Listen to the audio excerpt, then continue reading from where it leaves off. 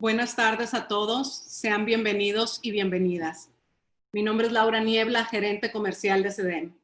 En unos minutos más daremos inicio a nuestro webinar del día de hoy, el talento, concepto versus estrategia, que es parte de la serie de webinars, el rol de dueño en tiempos de incertidumbre que CEDEM, en alianza con UNCED Business School, han estado transmitiendo todos los jueves.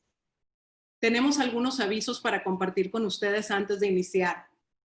Nos complace nuevamente informarles que el próximo otoño, como parte de esta alianza, estaremos estrenando un máster en dueñez con el título Executive Master in Ownership and Value Creation. También queremos platicarles que dentro de poco estaremos proporcionándoles más información a través de nuestras redes y de la plataforma de UNCED y de CEDEM.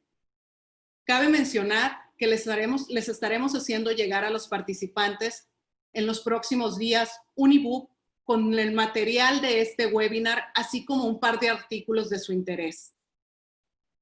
Les comento que estas sesiones quedan publicadas en la web de UNCED y de CEDEM para que puedan verlas posteriormente, si así lo desean, o compartirlas. El próximo jueves estaremos transmitiendo el webinar El optimismo de la dueñez, en donde Carlos Dumois, presidente de CEDEM, estará dando por terminada esta serie de webinars. Próximamente también les tendremos noticias de nuestros nuevos formatos para estar cerca de ustedes. En el webinar del día de hoy, Patricio Morales, presidente de Sentia, que es líder en desarrollo de talento y liderazgo de diversas empresas, nos va a hablar de la importancia de realizar una estrategia bien definida y ejecutada para atraer, desarrollar y retener al talento. Así como entender cómo debemos alinear esta estrategia de talento con nuestra estrategia de negocio. Y esto es una de las principales responsabilidades del líder de la empresa. Tengo el honor de presentarles a nuestro ponente del día de hoy, Patricio Morales, quien además de haber sido cliente de CEDEM, aliado, es un gran amigo de todos en la firma. Bienvenido, Patricio. Vamos a dar un breve resumen del expertise de Patricio. Patricio ocupó el puesto de director general de la oficina de Monterrey de la firma Conferri y también a nivel nacional en la división de talento y liderazgo en esta misma empresa. Antes de esto, Patricio fue director internacional de FEM México, una división de Mars y director internacional de Cemex, empresa líder en la producción de materiales de construcción. Patricio también es miembro del Consejo de Administración de diversas empresas en varios sectores, tanto en la minería, desarrollo inmobiliario y productos de consumo, entre otros. Patricio se graduó como ingeniero electrónico de la Universidad de Texas en Austin y ha participado en programas ejecutivos en las escuelas de negocio de Harvard, Wharton, Stanford, entre otras.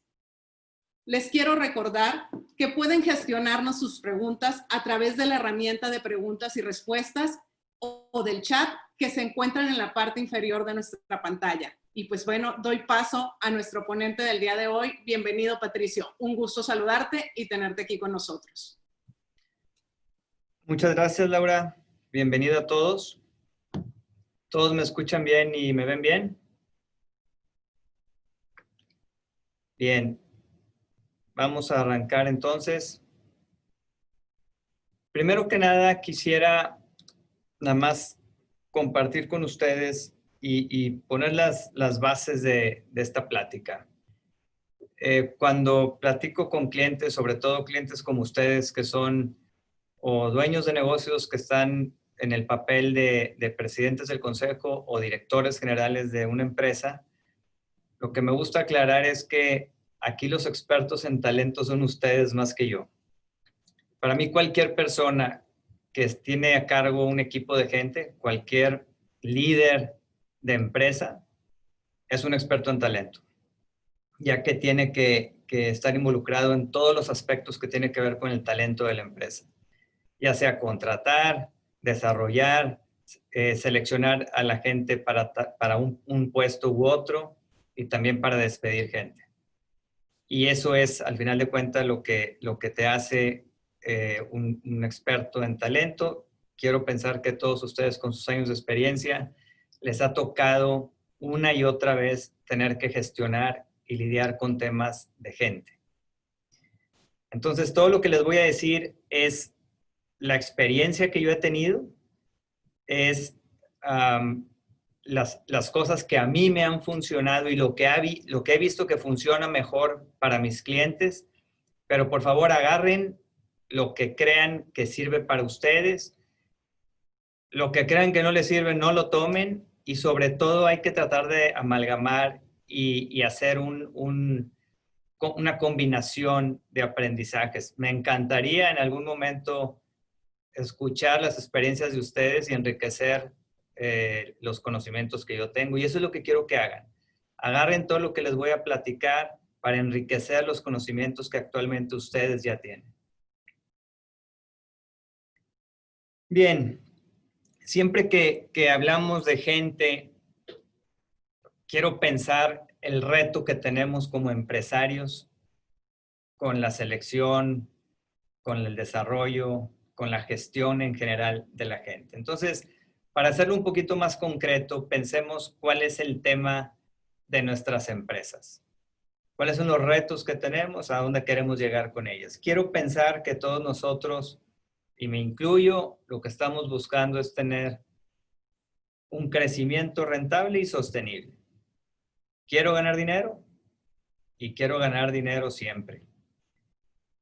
Y no solo eso, sino aparte quiero cada día ir mejorando y ser más eficiente en la manera como gano dinero. Se dice fácil, todos sabemos que es muy difícil. Creo que si pensamos de los fundamentos para lograr este objetivo, nuestras empresas tienen que tener un valor de mucho impacto, que el cliente, cuando decida comprar nuestros productos o servicios, le quede muy claro a nuestro cliente que va a obtener valor. Y segundo, una diferenciación contundente. Aquí quiero hacer énfasis en la parte de contundente, porque en la medida que lo que nosotros creemos que da mucho valor a nuestro cliente, si sí es verdad que estamos ofreciendo ese valor, pero no somos diferenciados de nuestra competencia, entonces ahora sí que el tema de a ver quién da el mejor precio va a caer en el que decida dar el mejor precio. Y nos vamos a tener que enfrentar en una batalla de lo que comúnmente llamamos como batalla de precios de commodities, y eso se ocasiona cuando no tenemos diferenciación. Entonces, si pensamos y queremos tener la empresa que tenga buenos márgenes, que tenga buenas utilidades y que esto vaya de manera creciente en el tiempo, forzosamente vamos a tener que tener una empresa que ofrezca un valor de impacto con una diferenciación contundente. En mi cabeza me gusta decir acerca de esto, quisiera tener una empresa que tenga un monopolio legal. Es decir, que soy tan innovador y sé crear cosas tan nuevas y diferentes que por de facto soy el único que lo ofrece y siempre voy adelante de mi competencia, siempre voy adelante del mercado. Creo que eso es lo que nos garantiza tener altos márgenes, márgenes de doble dígito y alto crecimiento, crecimiento de doble dígito. Ahora vamos a agregarle un poquito de picante a este asunto.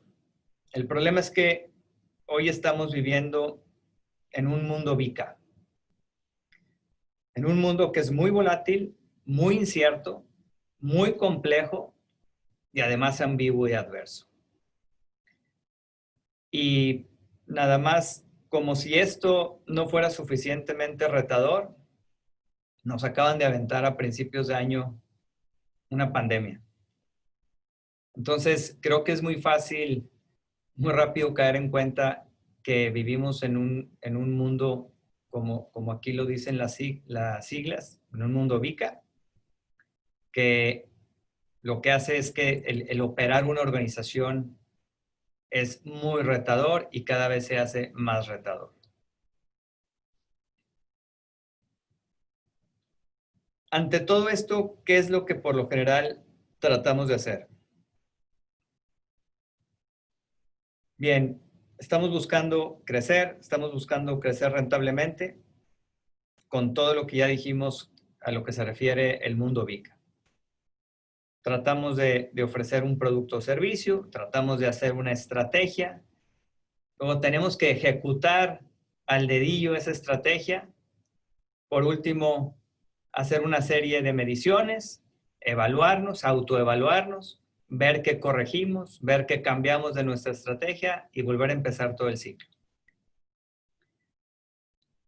Me gusta mucho dar el ejemplo de una aerolínea líder que en un reporte, en uno de sus reportes anuales que hizo a nivel global, una empresa que cotizaba en la Bolsa de Valores americana, en su reporte anual definieron y hicieron una exposición de toda su estrategia. Y ellos decían, por favor, a nuestra competencia, cópiense de nuestra estrategia. Eran tremendamente rentables, eran líderes absolutos en cuanto a rentabilidad y crecimiento. Y decían, cópiense de nuestra estrategia. Y esto fue un caso que nos dieron en una escuela de negocios de Estados Unidos. Y el maestro nos decía, ¿por qué creen que tienen el atrevimiento de ofrecer la estrategia a toda la competencia? Déjenme hacer una aclaración adicional. Esta empresa era más rentable y con mejor crecimiento que sus siguientes 5 competidores que le seguían. Y eran competidores mucho más grandes en tamaño de ventas, pero no en rentabilidad y no en crecimiento. Entonces el facilitador o el maestro nos decía, ¿por qué creen que se atreven a exponer la estrategia? Y la respuesta era, porque es bien fácil copiar un escrito de una estrategia. Lo que es casi imposible copiar es lo que tienes que hacer con tu equipo de gente para que esa estrategia se ejecute y esté viva y de veras produzca los resultados que tú quieres. Entonces, esta empresa era un ejemplo perfecto de lo que era gestionar el talento. Y ellos sabían que sus recursos principales eran talento y después más talento. Sabían gestionarlo, sabían motivarlo, sabían posicionarlo, sabían armar una cultura alrededor de ese talento y todo eso jugaba a favor de los resultados de la empresa. Entonces, quiero que piensen, por lo general hablamos mucho del talento, pero la pregunta es, ¿qué estamos haciendo al respecto?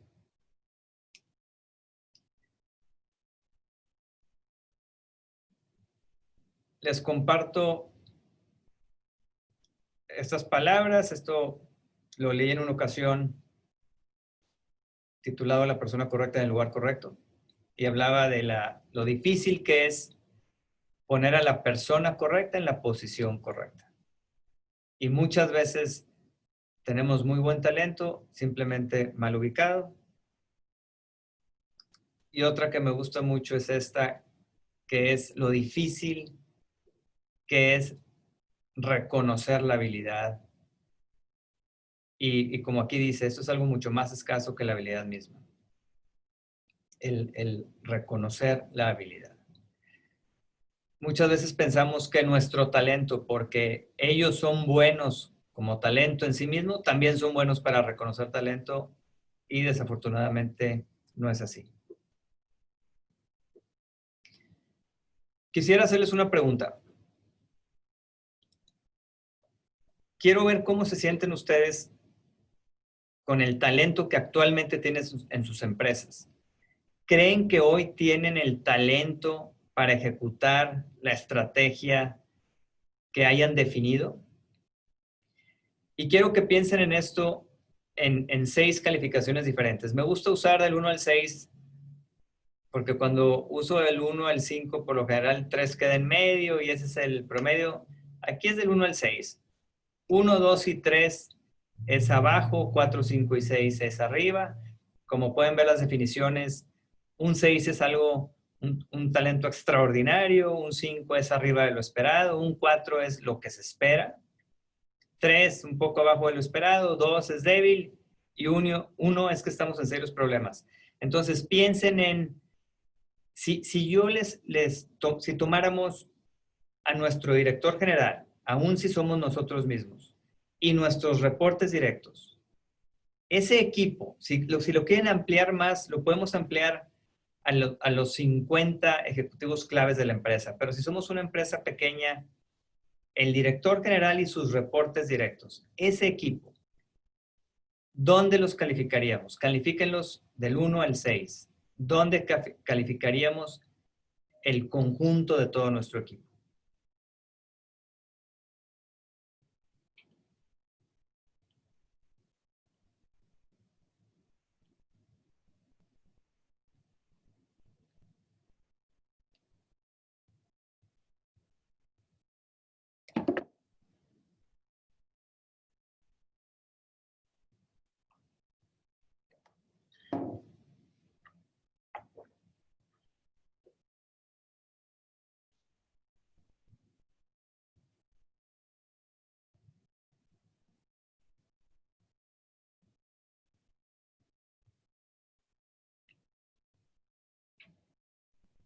¿Ok?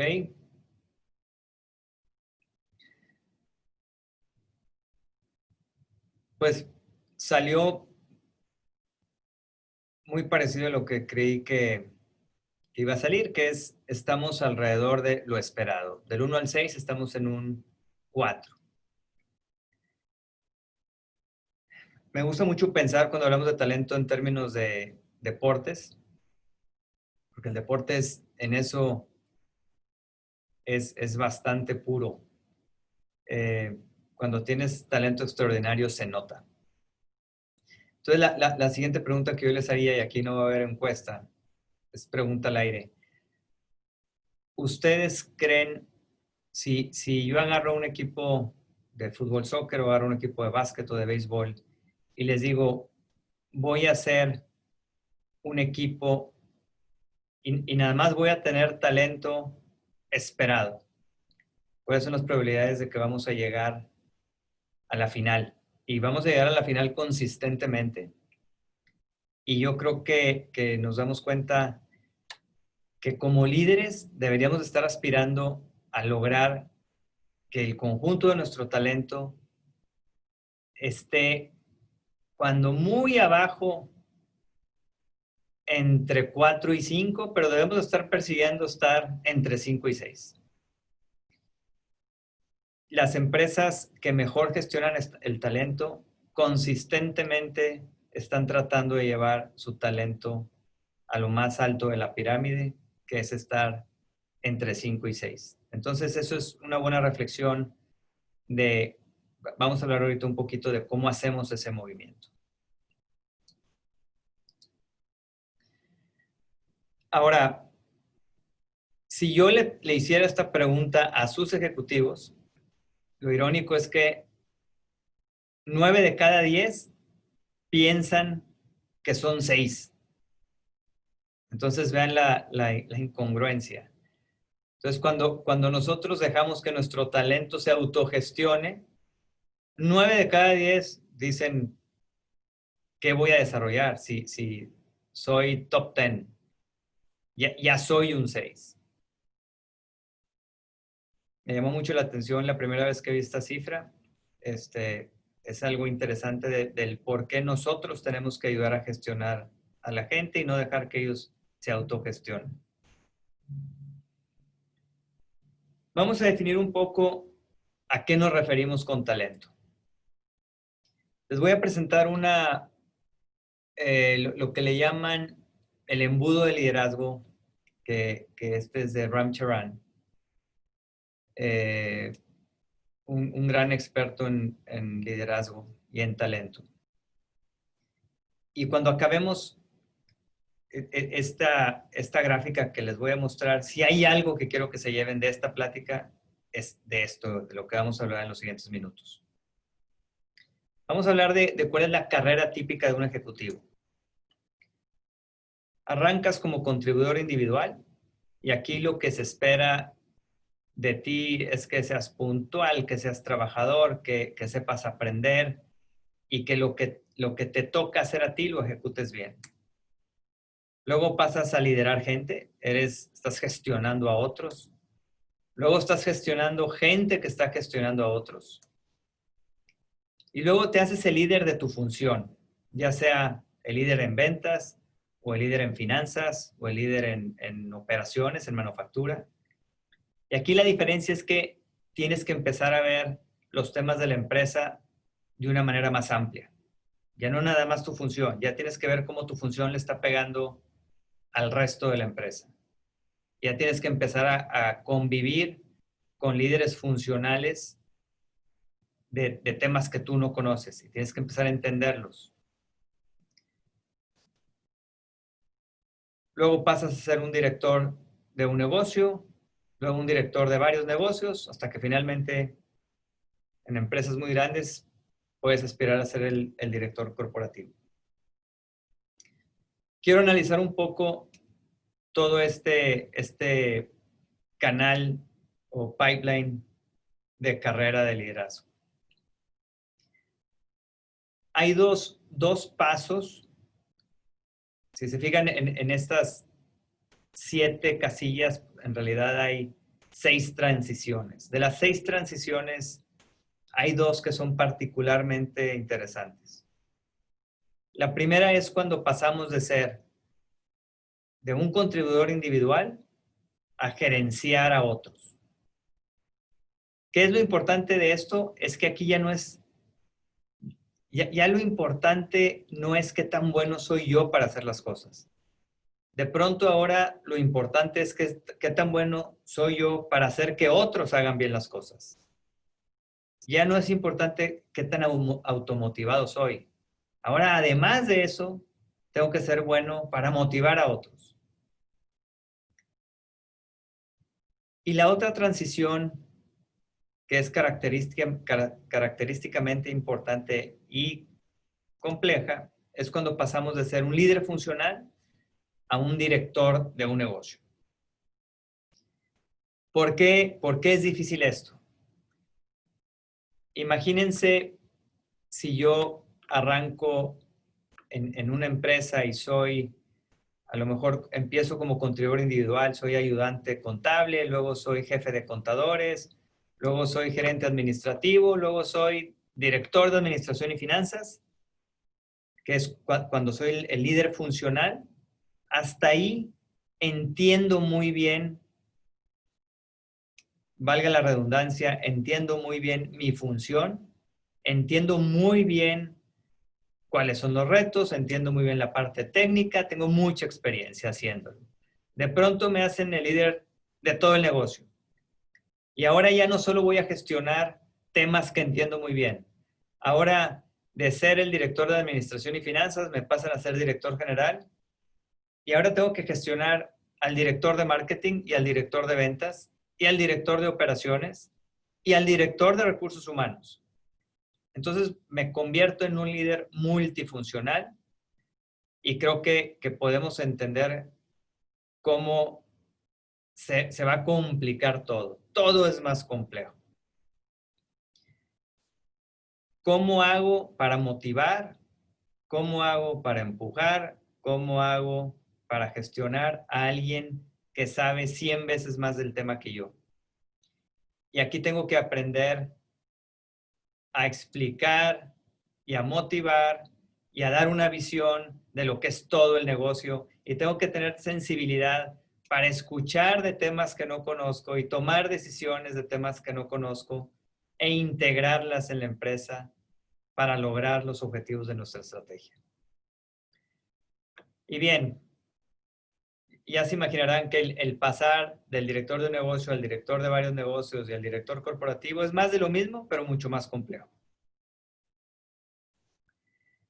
Si se fijan, en toda esta trayectoria, lo que es muy evidente y es muy obvio es la parte de compensación, que me toca mucho ver eso como reclutador ejecutivo.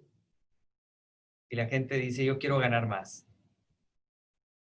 Yo quiero ganar más dinero. Y muchas veces llegan y dicen, yo quiero ser el director general de una empresa. Y yo les digo, a ver, ¿quieres ser director general de una empresa o lo que quieres es ganar más dinero? Porque lo que viene junto con pegado es que el ganar más dinero trae consigo el vivir en un mundo de muy alta volatilidad, incertidumbre, complejidad y ambigüedad. Y muchas veces no estamos preparados para eso. Entonces nos estamos fijando en qué buena compensación y no nos estamos fijando en y qué complejo es gestionar ese puesto. Entonces eso es importante que nosotros como líderes veamos no solo quién ya llegó hasta donde debería llegar en su posición, sino empezar a ver y quién tiene la capacidad de gestionar posiciones mucho más complejas. Si vemos las primeras 4 cajas, cuando estamos hablando de una sola función, podríamos decir que ese es un ejecutivo especialista, es decir, sabe mucho de su función, tiene mucha experiencia en su función y ha estado muchos años ejerciendo. Como les dije, cuando llegas a la caja de líder funcional, ahí se abre tu scope, se tiene que abrir tu entendimiento de la integridad de todo el negocio, cómo afecta una cosa con otro, cómo una función bien hecha o mal hecha le va a pegar a las demás funciones. Te haces mucho más estratégico, tienes una visión de más largo plazo y de ahí hacia arriba vienen lo que podemos decir que es un generalista o alguien de alto potencial. Entonces, otra vez, si queremos gestionar a nuestra gente, uno de los grandes errores que vemos en las empresas es cuando quieres pasar a un especialista que ha hecho un gran papel en un rol unifuncional y pasarlo de pronto a un rol multifuncional como lo es un director de un negocio. Entonces, las empresas que mejor hacen esta transición son aquellas que van cambiando a su gente a diferentes funciones. Entonces, de ventas te puedo pasar a recursos humanos, de recursos humanos te puedo pasar a una función administrativa. Si tienes el respaldo técnico, te puedo pasar a una director de operaciones. Y hay empresas que no requieres tanto conocimiento técnico para, como quiera, pasarte a un rol operativo, a un rol logístico, y le das más juego antes de pasarlo a un rol multifuncional como director de negocio, le das más juego a un ejecutivo a estar expuesto en diferentes funciones. Y esa es la mejor manera de preparar a alguien y decir, ya está listo para ser director de un negocio. Muchas veces, y me ha tocado verlo seguido, es que en el primer cambio, cuando lo pasas de una función a otra, el desempeño baja tremendamente. Entonces, claramente demuestra el ejecutivo que o no le gusta, o no tiene la voluntad, o no tiene la capacidad de manejar lo que estamos llamando aquí, que es el mundo VICA. Se siente mucho más a gusto con lo conocido y no pasa nada. Necesitamos especialistas. Las empresas necesitan mucho a los especialistas.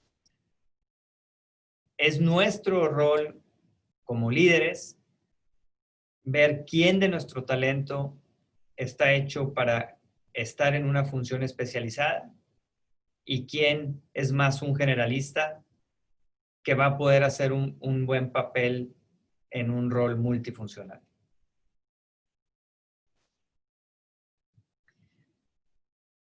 ¿Cuál es la característica, una de las características de alguien que se maneja muy bien en un rol multifuncional?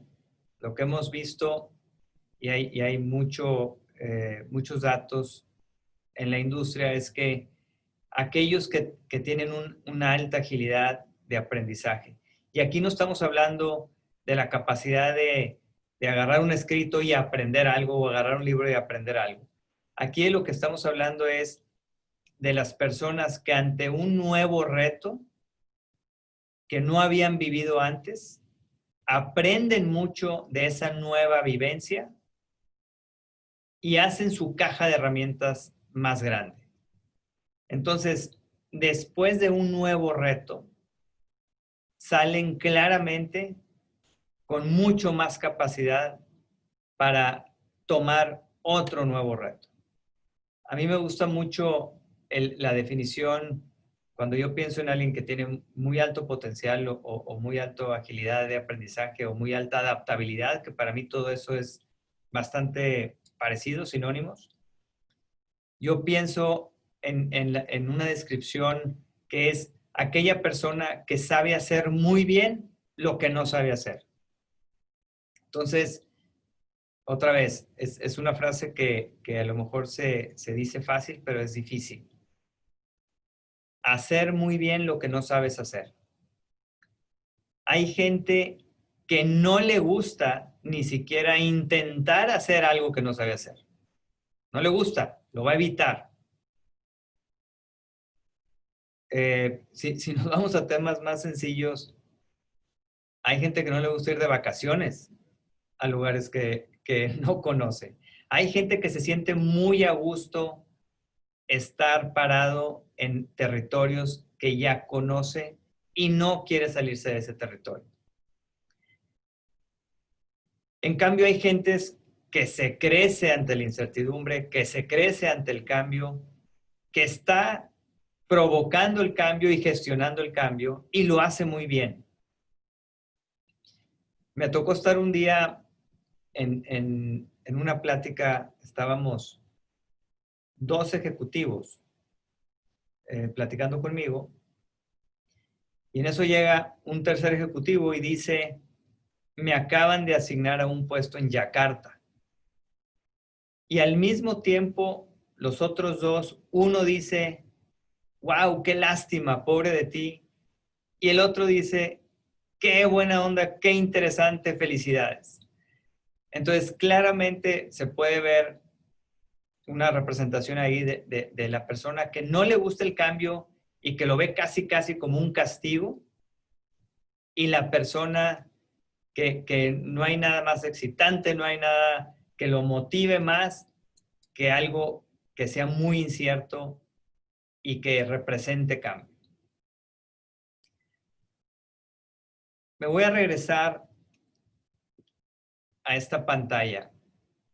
Yo les decía, si para mí, si me dijeran, da esta plática en una sola pantalla, para mí es esta. ¿Y por qué se me hace tan interesante este modelo? Porque habla de lo que les estoy diciendo. Como líderes, siempre tenemos que estar pensando quién de nuestro talento es muy bueno para ser un contribuidor individual, que ya la volatilidad, incertidumbre, complejidad y ambigüedad de tener gente a su cargo ya va a ser algo que se le complique mucho. Acuérdense que el solo hecho de tener gente variada a nuestro cargo, ya eso es una incertidumbre. Igual, cualquier transición de estas cajas, eso causa mucha incertidumbre. Es incierto. Nuevo jefe, nuevos subordinados, nuevas situaciones. Por lo general, todo crece, todo es más complejo, vas a tener más ventas a tu cargo, vas a tener más plantas a tu cargo, vas a tener más regiones a tu cargo. Si se fijan, todo eso, cualquiera de esos cambios que nos están dando más responsabilidad, estamos hablando de más VICA, de más volatilidad, de más incertidumbre. En resumen, de más estrés. Hay que ver que hay gente que se crece al estrés y hay gente que se congela en el estrés. Otra vez, vamos a poner ejemplos de deportes. ¿Se acuerdan de, bueno, no voy a decir nombres para no recordar cosas tristes, pero hay países que sus equipos de fútbol son buenísimos cuando llegan a los penales. Hay países que se congelan. Hay países que dices, ¿cómo es posible? Esta persona nunca falla, pero ahorita en el partido más importante falló. Hay personas que ante el estrés, cuando más presión les pones, mejor ejecutan. Y hay personas que no ejecutan bien. Igual en los negocios tenemos que estar evaluando consistentemente a nuestra gente para ver quién es quién. Y al rato, si quieren, hablamos un poco de cómo desarrollar eso. Lo que les adelanto es que la única manera de sentirte a gusto con el cambio es estar expuesto al cambio. Esa es la razón que muchas empresas hacen los famosos expats de mándale una asignación internacional. Te están exponiendo a mucho cambio, a estrés, y están observando cómo lo vas a hacer para roles en el futuro donde se requiera ese tipo de manejo de estrés. Bien, ahora la pregunta obligada es, bueno, si yo soy el director general o cuento con un director general y yo estoy como presidente del consejo, ¿cuenta con lo que requiero para llevar y poder ejecutar con toda la complejidad que tiene el negocio? ¿Y qué tal el equipo directivo? ¿Cuentan con lo que requieren? ¿Y qué estoy haciendo para darles las herramientas para que sigan creciendo? Al final del día, cualquier director general de la empresa que me digan y su equipo directivo van a tener que ser considerablemente buenos manejando la ambigüedad, el cambio, la incertidumbre y la volatilidad. Van a tener que ser muy buenos manejando el mundo VICA. ¿Contamos con lo que requerimos o no? Preguntas obvias es, ¿cómo seleccionamos actualmente un alto potencial en la organización? ¿Y qué hacemos con los equipos con la gente que tiene bajo desempeño? Y claro, hablábamos mucho de la estrategia del negocio. Ahora, forzosamente tenemos que hablar de cuál es nuestra estrategia de talento. Quiero presentarles ahora otra herramienta. Esta herramienta es muy común, que es la herramienta de las 9 cajas o de la matriz de desempeño potencial. Y no es otra cosa, ahorita les decía, tenemos que estar muy atentos de nuestra gente, quién es quién.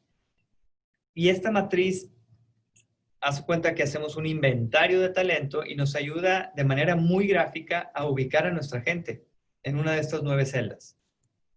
Tenemos en el eje vertical, el eje del desempeño, altos, medios y bajos. Y en el eje horizontal, el eje de potencial, igual altos, medios y bajos. Entonces aquí lo que tratamos de hacer es ver quién de nuestra gente tiene muy alto desempeño y muy alto potencial, quién tiene muy alto desempeño pero bajo potencial, quién tiene muy alto potencial pero hoy no se está desempeñando como debería. Cuando yo veo esta matriz, por lo general, por simplicidad, y a mí me funciona muy bien, yo veo 3 pools de talento, tres grupos de talento, que son estos 3. Y son los de bajo desempeño, que si se fijan es, si vemos la matriz de las 9 cajas como si fuera una sola caja, esta es la mitad de abajo de toda la caja. Es la gente con bajo desempeño. ¿Qué es relevante de este grupo de gente? Este grupo de gente nos está costando dinero. El bajo desempeño nos está costando dinero de alguna manera. O porque estamos entregando algo de mala calidad, o porque estamos atendiendo mal al cliente, o porque estamos obligando a alguien a subsidiar a esta gente. Nos está costando. Ahora vamos a hablar de la mitad de arriba, los de alto desempeño, muy valiosos en la organización, ambos, muy valiosos en la organización. Pero tenemos que entender y aceptar y conocer cuáles de los de alto desempeño se sienten muy bien ante el mundo VICA y cuáles se estresan y prefieren no estar operando en un mundo VICA. Entonces, ¿cuáles son los que llamamos de bajo potencial? Que no debemos de confundir que es talento malo. Lo único que nos está indicando esto es que si los exponemos a algo nuevo y desconocido, va a haber un tema de si lo van a poder ejecutar bien o no. En cambio, cuando conocemos a nuestro talento que se crece ante la incertidumbre, por lo general es talento que ya nos ha probado que ante situaciones nuevas y diferentes, ante situaciones inciertas y ambiguas, lo hacen muy bien. Entonces, los de bajo potencial hacen muy bien lo que saben hacer. Los de alto potencial hacen muy bien lo que saben hacer y lo que no saben hacer, lo que nunca han hecho. Y esa es una gran distinción. Entonces, esta es otra herramienta que me gusta mucho. Es una herramienta que he utilizado, he facilitado más en 100 ocasiones con dueños de negocios o con directores generales para hacer un inventario o un mapeo de dónde está la gente y medir un poco de si, de acuerdo a nuestro 9box o nuestras 9 cajas, hay una alineación con la estrategia del negocio. Si yo veo que mi negocio va a requerir hacer cambios, nos vamos a ir a nuevas regiones, nos vamos a meter en nuevos productos y servicios, más vale que tenga el suficiente número de ejecutivos de alto potencial para ejecutar eso. Y aquí pasamos a la pregunta de si lo que hacemos cuando desarrollamos a nuestra gente es un desarrollo planeado o un desarrollo que se da by chance o circunstancial. Otra vez, las mejores empresas que he visto en gestión de talento no posicionan a uno de sus ejecutivos en un puesto porque el puesto requiere al ejecutivo. Muchas veces lo hacen porque el ejecutivo requiere el puesto. Lo ideal es que se dé una combinación de las dos cosas. Tenemos necesidad de un ejecutivo y el ejecutivo tiene necesidad de ese puesto. Entonces, ¿a qué me refiero? La mejor planeación que he visto, las mejores empresas que he visto de cómo gestionan el desarrollo de su gente, ellos dicen, oye, vamos a mandar a Juan al puesto de planeación estratégica, no porque tengamos un problema en ese puesto, sino porque queremos que Juan tenga esa nueva herramienta en su caja de herramientas, que ahora sepa atender temas de planeación estratégica. Es algo que nunca ha visto y vamos a ver cómo se desempeña ante eso y vamos a ver si de veras sale fortalecido con esa experiencia. Entonces, estas empresas hacen así como en la universidad tenemos un plan de estudios, las empresas que mejor gestionan el talento agarran el organigrama y para cada puesto de alta dirección, casi que hacen un plan de estudios y escogen para llegar a este puesto, que es un puesto alto en la organización, tienes que haber pasado por estos 3, 4 o 5 posiciones. Y definitivamente, cuando hablan de llegar a un puesto generalista, un puesto de dirección de unidad de negocio o director de un negocio o de varios negocios, es casi obligado que van a forzar o van a invitar al ejecutivo a que pase por diferentes funciones y que no llegue de una sola función y luego lo expongas a un reto multifuncional.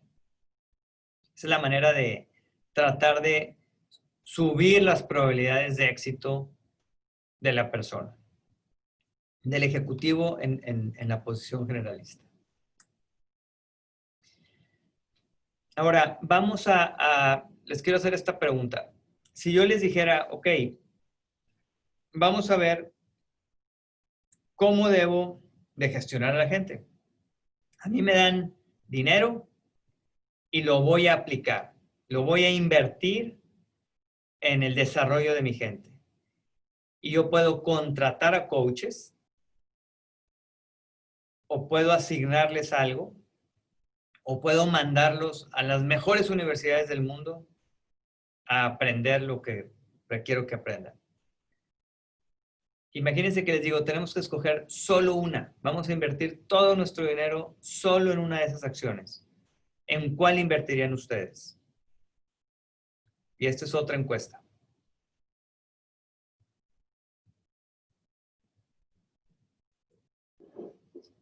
Mario, ¿puedes lanzar la encuesta, por favor?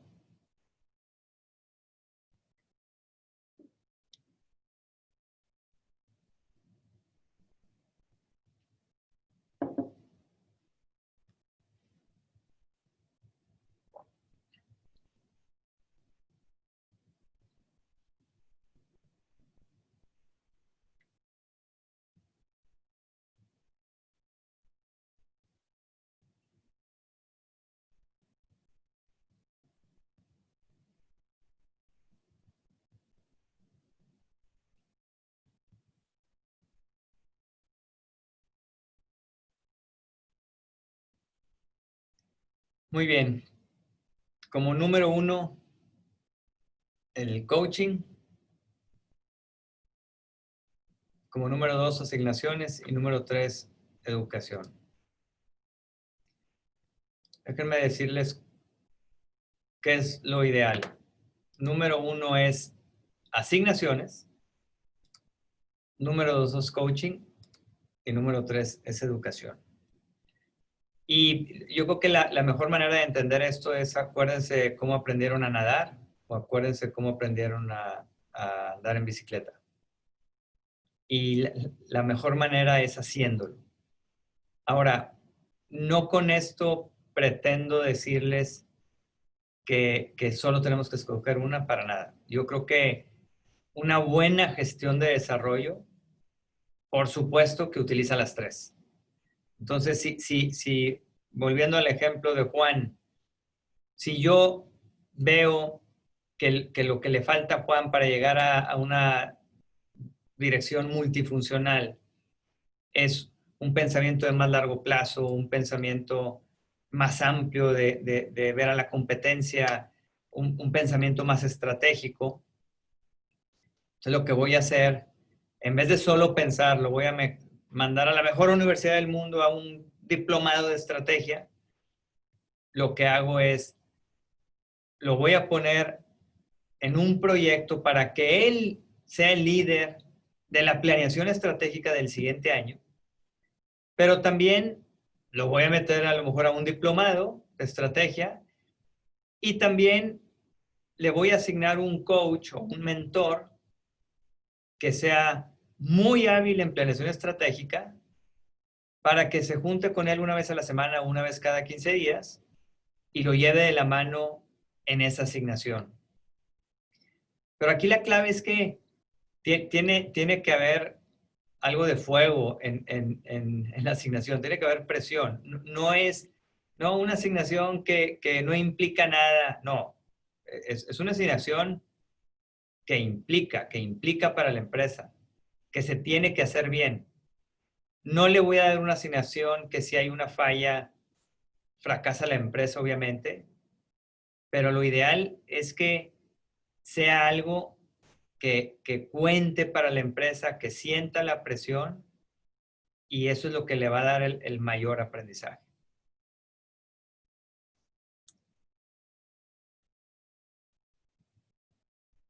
Bueno, conclusiones.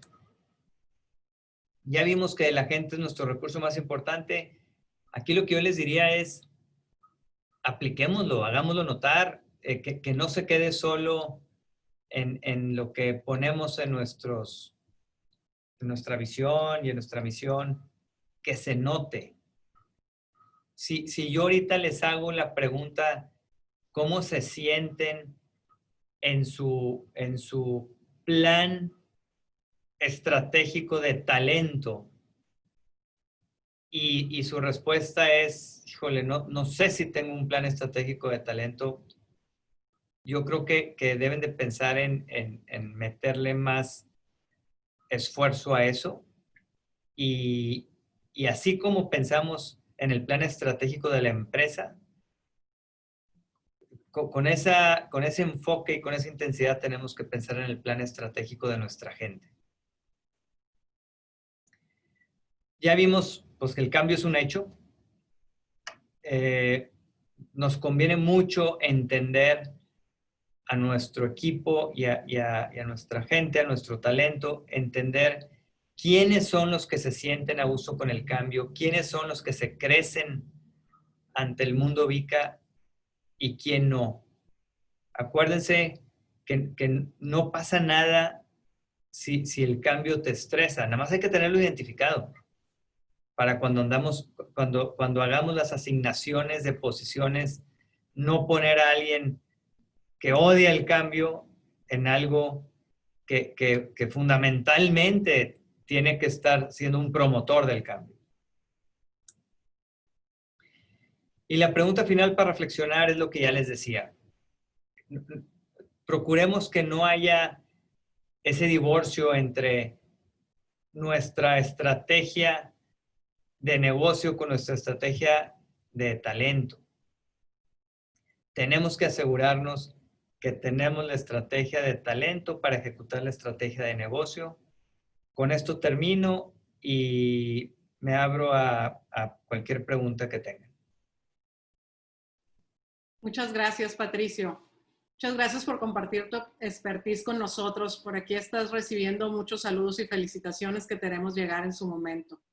Tenemos algunas preguntas, estamos sobre el tiempo, pero vamos a dar paso a 3 preguntas. El resto pues se las contestaremos posteriormente. Tenemos la primera pregunta que nos hace Ricardo Silva. ¿Qué hacer cuando en tu empresa te han encasillado en un rol con el argumento de que lo que haces, lo haces magníficamente, por eso no te queremos quitar de esa posición? Híjole, qué buena pregunta. Pues ahora sí que yo creo que aquí la pregunta es, ¿qué hacer cuando un jefe, qué hacer si tu jefe no sabe gestionar bien el tema de talento? Yo veo que hay 2 caminos. Una es que ya te probaron haciendo cosas nuevas y diferentes y no lo hiciste bien. Y en ese caso tu jefe te dice, oye, a ver, ya no queremos estar gastando energía en algo que ya vimos que no está funcionando, mejor quédate donde estás. Pero si no ha sucedido algo, les voy a decir lo que veo que pasa en la vida real. La persona que de veras es un alto potencial no se va a quedar en la empresa a esperar a que le hagan el cambio. Por naturaleza, alguien que le gusta la incertidumbre, la volatilidad y el cambio, pues le va a decir a su jefe, oye, necesito que me des una oportunidad para hacer algo nuevo y diferente, pero si no me la das, la voy a buscar afuera. Entonces, cuando me dicen que un ejecutivo Me tocó un día que me decía un ejecutivo, oye, es que tengo no sé cuántos años pidiendo un cambio y no me lo dan y aquí sigo. Como que, entonces, tienes algo de aversión al cambio, porque si no ya lo hubieras hecho. Pero la respuesta más teórica es que el jefe debería de entender la importancia de exponer a su gente a los cambios. Si asumo que sí lo sabe hacer y no lo está haciendo, pues yo exploraría nada más entender por qué no me quieren dar esa oportunidad. Muy bien, Patricio, muchas gracias. Tenemos otra pregunta. ¿Cuánto tiempo le das en una empresa a un ejecutivo que tiene bajo desempeño? Y también, ¿cuál es el tiempo óptimo para que nos muestre su talento? Muy buena pregunta. Una cosa que no les, de lo que no hablamos. ¿Se acuerdan que en las 9 cajas hablamos del talento de bajo desempeño, que es la mitad de abajo? Bueno, podríamos dividir ese talento de bajo desempeño en dos, los de bajo potencial y los de alto potencial. ¿Cuál es la diferencia de esos dos? Por lo general, un talento de bajo desempeño que tiene alto potencial, muy rápido va a salir de ese estado. Muy rápido va a pasar a ser de alto potencial. Es más, por lo general, un talento de alto potencial que está teniendo bajo desempeño, por lo general, es que trae un tema con el jefe. O algo muy circunstancial. Pero muy rápido debería de poder salir de ahí. El ejecutivo de bajo desempeño y de bajo potencial, ese es más difícil de sacarlo de esa caja. Es alguien que no le gusta el cambio, es alguien que batalla, como ya vimos con lo ambiguo y lo incierto. Hay pues las famosas pláticas que hacen las empresas donde les explican muy bien y muy claro en dónde es donde está fallando el ejecutivo, explican muy bien cuáles son las expectativas, tienen alguien que les da seguimiento a su desempeño después de esa plática y no debe de pasar más de 3 meses en que tomes una decisión. Si después de que le explicaste, después de que entendió, sigue con muy bajo desempeño, yo no le daría más de 3 meses. Y hay empresas que son mucho más severas.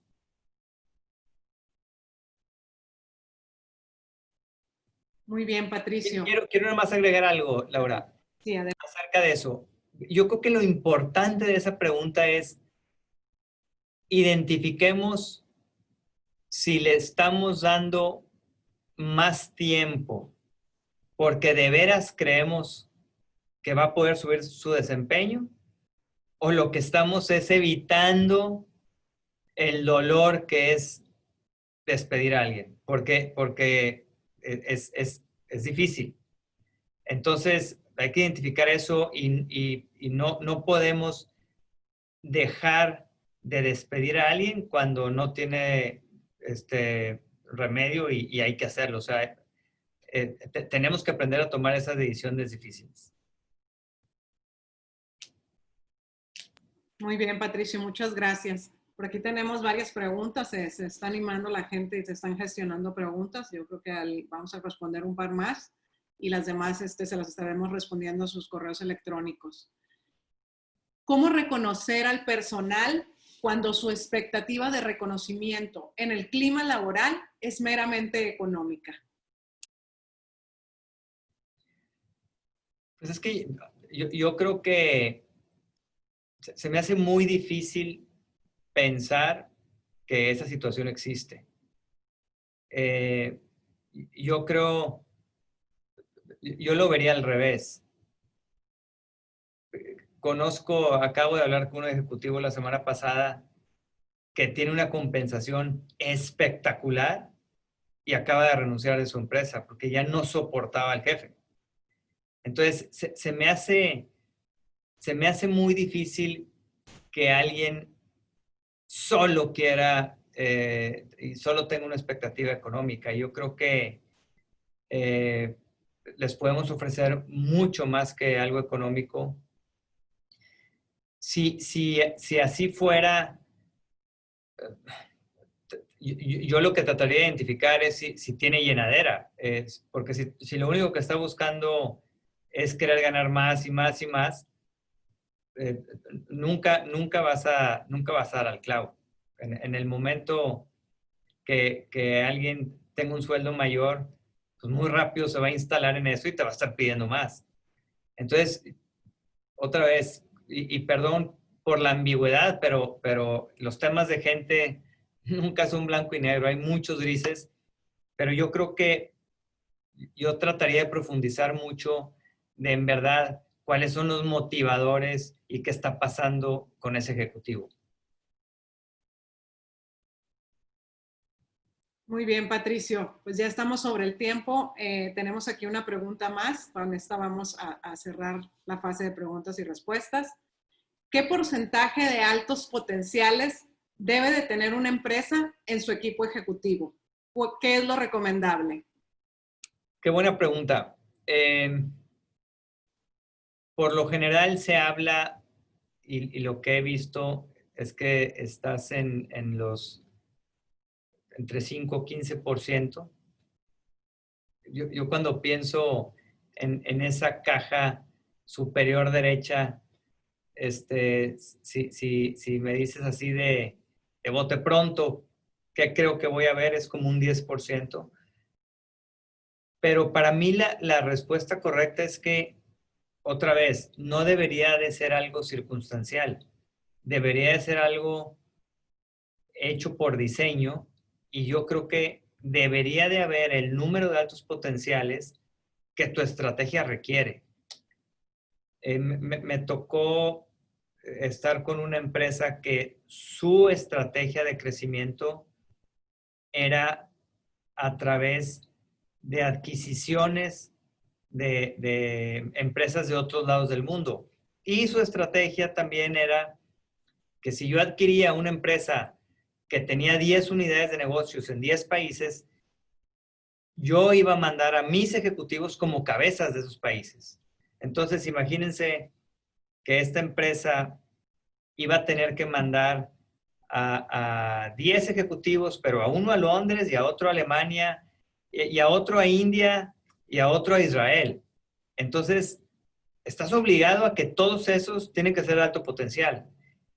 Si yo sé que mi estrategia va a ser esa, pues olvídate cuál es el porcentaje que tengo. Más bien, cuál es el número absoluto de ejecutivos que voy a necesitar para gestionar mi estrategia. Y si requiero 30, pues más vale que desarrolle 30. Y si requiero 100, más vale que desarrolle 100. Muy bien, Patricio, pues muchas gracias por compartir con nosotros. Muchas gracias a todos por su presencia. Les recordamos que el próximo jueves 23 de julio tendremos el último webinar de esta serie con el título El optimismo de la dueñez, en un horario de las 11 a.m. hora Ciudad de México y de las 6 p.m. para Barcelona. Este mismo webinar con este mismo título se estará repitiendo en vivo el jueves 30 de julio en este horario que estamos hoy, que es el de las 7 p.m. hora Ciudad de México. Pues muchas gracias a todos. Les recordamos que van a tener en los próximos días el ebook en sus correos de registro. Y estamos aquí pues despidiéndonos de Patricio y dándole las gracias nuevamente a él y a todos los participantes. Muchas gracias y buenas tardes. Muchas gracias a todos.